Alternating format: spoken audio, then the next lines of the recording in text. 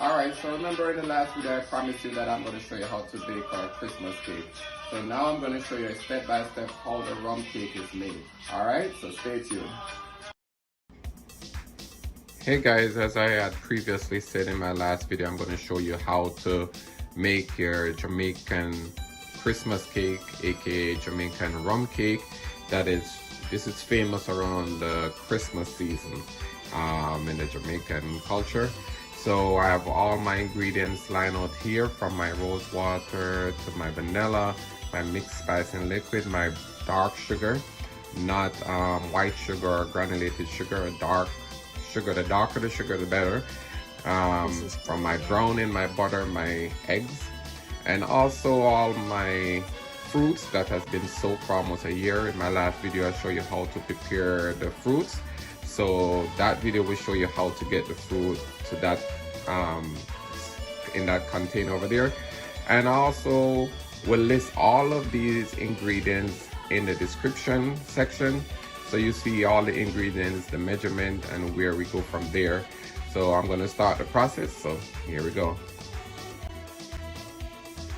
So as you can see in this bowl, I have my sugar and my butter in my bowl, and I'm gonna cream my sugar and my butter at medium speed until it's creamy. Before you start baking, it's best to take your butter out of the fridge and let it stay for at least a good 30 minutes for the butter to come down to a room temperature. If you take the butter right out of the fridge and put it to cream, it's gonna be hard, so it's gonna take a while for the mixture to get creamy. So it's best to take your butter out of the fridge for at least 30 minutes before creaming, and I'm gonna allow this to cream. When it's finished creaming, it's gonna have like the sugar and the butter mixed all together. It's gonna have that fluffy look to it. Okay, and then we're gonna start adding the other stuff to it.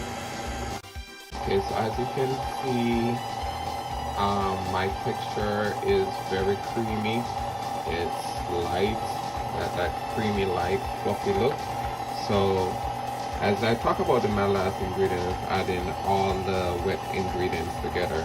So in this case, I'm just gonna pour my eggs one at a time into the mixture. I normally take the eye out of my eggs. Sometimes I can't get to all of them, so I try to take out the eyes out of the egg. Those are the white thing that you see on the edge of the egg. Those are the eye. Those tend to make your cake smell raw. So I don't want to have a cake that is raw. In Jamaican we say it smell raw. So we try to take the eye out. I also add some lime juice to my mixture to kind of get rid of that raw egg from it. And then I'm gonna also add my vanilla into the mix, into that wet ingredient. I'm gonna add my rose water, and then I'm gonna also add my mixed spice, my liquid mixed spice, to my mixture. I'm just gonna turn the speed up and have that mixed in completely. And then the next thing I'm gonna add is my dry ingredients to this mixture. So in this bowl, I'm gonna add all my dry ingredients. I'm gonna add my 3 cups of flour into this bowl. I'm gonna add my mixed spice and my cinnamon, my salt. I'm gonna also add my baking powder. I'm gonna also add my baking soda. And all this dry ingredients, I'm gonna mix them all together. Mix all my dry ingredients together. I'm gonna mix them all together, and then I'm gonna sieve them. So after I mix all my dry ingredients, I'm gonna sieve it, and then I'm gonna add them to my wet ingredients going on over here. In my wet ingredients over here, I'm gonna go ahead and add my browning. In this mixture, it's a 1 pound cake, so I'm gonna use half bottle of the browning in this one. I'm just gonna use half bottle. I'm not gonna use the full bottle.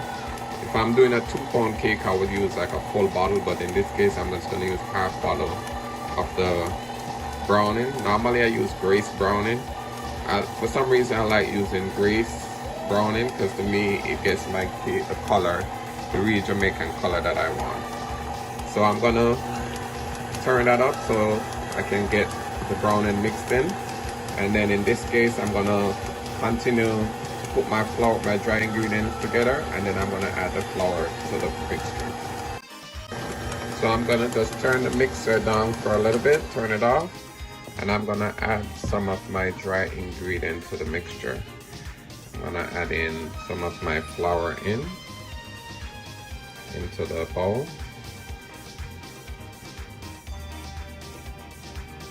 I'm just gonna do it a little at a time because I don't want it to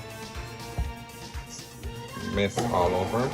So I'm just gonna do it gradually, adding my flour in. Not just my flour, all my other dry ingredients that was mixed with the flour. So I'm just gonna constantly add those in, little by little, until I get all my flour in. I'm gonna constantly add in my flour, my dry ingredients in, and scrape the edge until all the flour and all the butter, all the sugar, both the dry and the wet ingredients is incorporated into one. And then the next step, I'm gonna add my fruits to this mixture. Okay guys, so my mixture is mixing with all my wet and dry ingredients.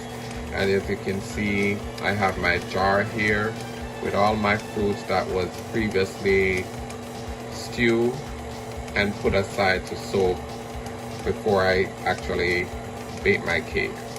I have this big soup spoon that I normally use as my measurement. Don't mind my hands guys, I got burned the other day in the oven. So I have one of those spoons that we use to, soup, but I use it as my measurement. I normally use like 5 of this spoon of fruits into my 1 pound cake. So if I'm doing a 2 pound cake, I'll put 10 of this spoon inside my cake mixture to get the amount of fruits that I want. So I'm gonna just go ahead and turn this off, and I'm gonna just take out like a spoon at a time. Just use like a spoon at a time. Put it in 1, 2, and I'm gonna have my mixture, turn it on low until it's mixing, and I'm gonna gradually do that until I have all my fruits in. Okay guys, so see my mixture is almost done. I don't want to over mix it. I have all my dry ingredients, my wet ingredients, and my fruits. I can smell a little bit of the rum coming up because this was well soaked. As I said in the last video, I show you how I actually stew my fruits and put it to soak. So if you wanted to see how I did the fruits, you can look in my last video and you see how I did the fruits. So if you look, you see I have my 3 8-inch baking tin. You can use 2 8-inch or you could use 2 9-inch. I'm gonna build a cake. I'm gonna use 3 layers. So that's why I'm using 3 8-inch pan, because I want it to have the height. Because the thing is with fruit cake, it doesn't rise as much as like the plain vanilla cake or red velvet cake. I'm not sure if maybe because of the fruits that is in there, but it tends not to rise as much. So I try, because I want the height of this cake that I'm about to do, I'm using 3 8-inch pan. It's fully greased, has it floured, and you notice it has its grease paper in it. And I'm just gonna pour this batter in and put it in the oven, and then we'll bake from there. Okay, so my cakes are in the oven now. They're gonna be big for at least 350 degrees for about an hour. I'm gonna check on them within an hour. You know, I'll test them, and then I'll show you the final product of the Jamaican rum cake. All right. Okay, guys. So my cakes are out of the oven and they're on the cooling rack where they are being cooled. I typically use plastic wrap and put over my cake once I take them out of the oven just to keep the moisture in. And once it's cool a little bit, I take the plastic off. I have a spray bottle here that I bought, and in the spray bottle I have my red label wine and my J&N Nephew white rum. And this, I put like 1 cup of the red label wine and 1 cup of the white rum into my spray bottle. And what I do, I normally spray my cakes with the rum and the wine.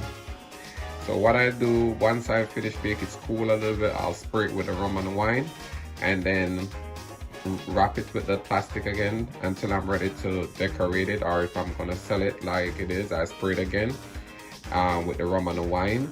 So my Jamaican rum cake will have its rum, and as I said in my last video when I make my fruits, I got my Jamaican white rum. It's a guaranteed full strength. I got this at the airport in Jamaica because, you know, they say I wasn't getting the real thing here in Florida. I don't know how true that is, but I'm gonna make sure I get my real rum from Jamaica because I want to keep them ton up. So here you go, guys, the finished product. Hope you enjoyed this video. There's more to come. All right. I'm glad you were able to watch me bake my Christmas cake from scratch. I hope that you were able to understand step by step how I do the Jamaican rum cake. And for all of you that stay tuned for all my videos, I want to wish you a Merry Christmas and a Happy New Year. And I wish you that the best for 2021. So more videos to come, so just stay tuned. And I wish you all just to be safe throughout this holiday season. Happy Christmas and Happy New Year and Happy Hanukkah, whichever you celebrate. Alright, peace out.